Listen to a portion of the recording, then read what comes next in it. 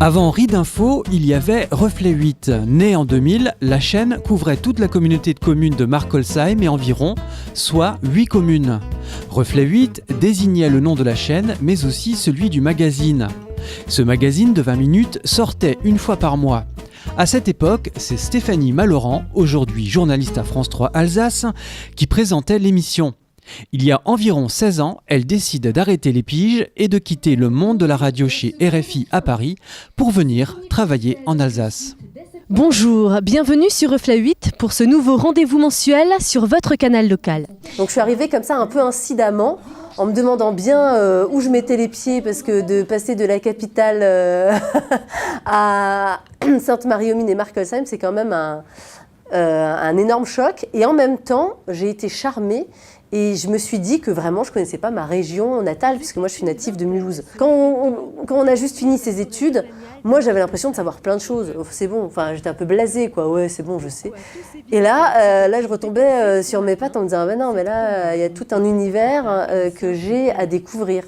Et ça a été passionnant. En plus, en faisant mes premiers pas professionnels, avec la caméra, le montage, des outils que je ne maîtrisais pas bien. Mais il y avait une équipe technique derrière qui m'a aidée. Au-delà de l'aspect professionnel, Stéphanie découvre aussi un environnement dont elle ignorait tout.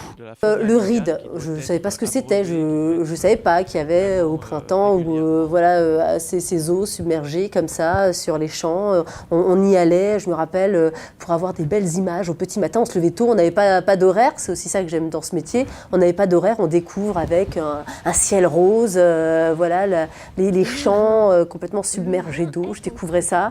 J'ai découvert, je me souviens d'un couple qu'on a suivi, qui nous avait donné rendez-vous vers des champs de maïs. Un couple de photographes passionnés qui ont beaucoup voyagé.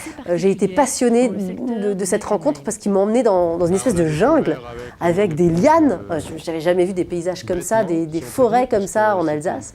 Je me suis dit, mais c'est dingue, mais ce qu'on rate, quoi, ce qu'on ne voit pas, c'est incroyable. Donc c'est aussi ça, Reflet 8, c'est une bulle, un petit paradis, c'est un beau souvenir pour moi aujourd'hui. Je suis contente d'être passée par là, parce que j'ai appris beaucoup humainement, et je pense que c'est ces valeurs-là, les valeurs que les gens vous transmettent sur le terrain, qui restent après et qui font ce qu'on est, et qui nous forgent et qui nous aident à devenir plus forts. À Reflet 8, Stéphanie se sent comme dans une sorte de cocon, protégée de la concurrence médiatique, du scoop qui fait sensation ou des sujets plus graves sur des faits divers tragiques. D'ailleurs, la chaîne a toujours eu pour ligne de conduite de mettre en avant des portraits, des événements ou des actualités positives dans le RID. Et en parlant de positif, c'est Julien Guéry, aujourd'hui journaliste à France 3 Picardie, qui prend le relais de Stéphanie en 2002. Très vite, il décide de mettre de l'humour dans ses plateaux. Moi, c'est Julien et c'est moi qui remplace Stéphanie pour l'émission.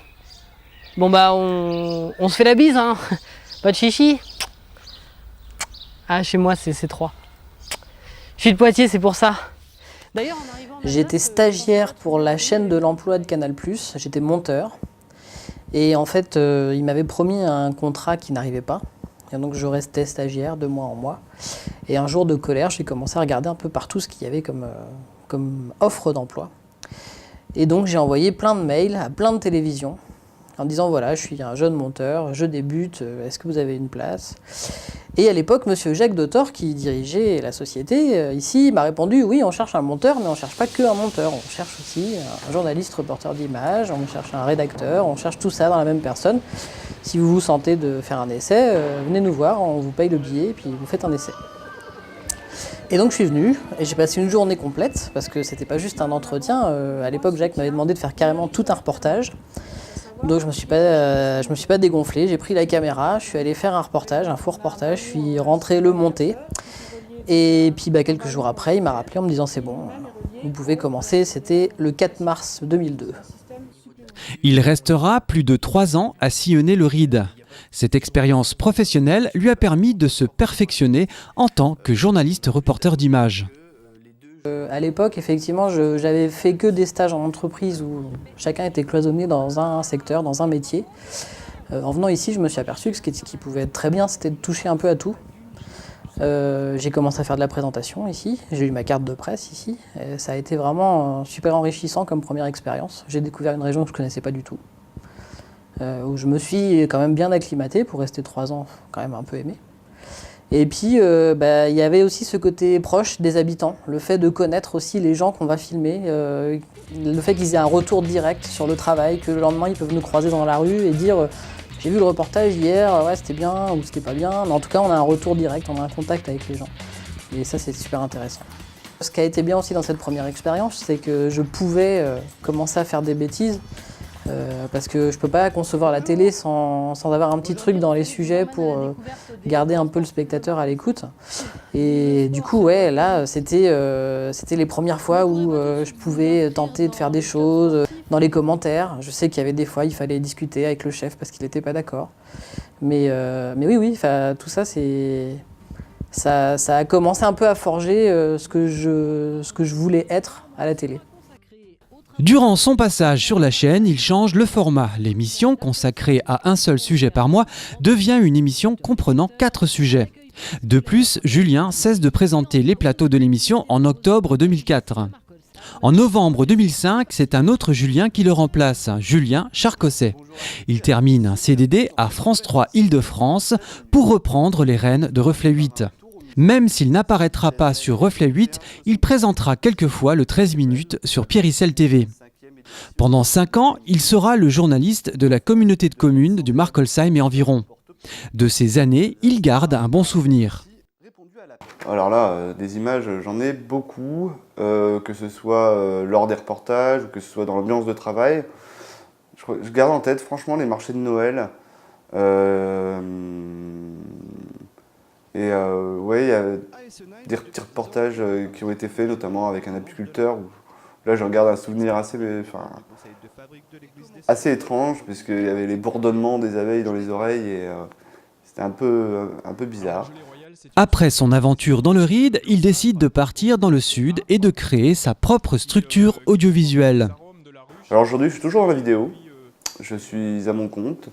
Je fais des piges pour Eurosport, je fais des films d'entreprise, je fais de la communication d'entreprise et des clips promotionnels, que ce soit pour les offices de tourisme ou les structures culturelles dans le coin. Et c'est au mois de juin 2010 qu'Amandine fait son entrée à Reflet 8. Un an plus tard, le magazine change de formule avec une diffusion tous les 15 jours. Son nom devient alors Le Mag et Amandine découvre les joies de la présentation. Bonjour à toutes et à tous, vous êtes bien dans votre tout nouveau magazine bimensuel, cette fois-ci intitulé Le Mag. En 2012, la communauté de communes de Markolsheim et environ fusionne avec la communauté de communes du Grand Ride pour devenir la communauté de communes du Ride de Markolsheim. L'émission, qui couvrait 8 communes, en couvre désormais 17. Le magazine change de nom pour devenir celui que l'on connaît aujourd'hui, Ride Info.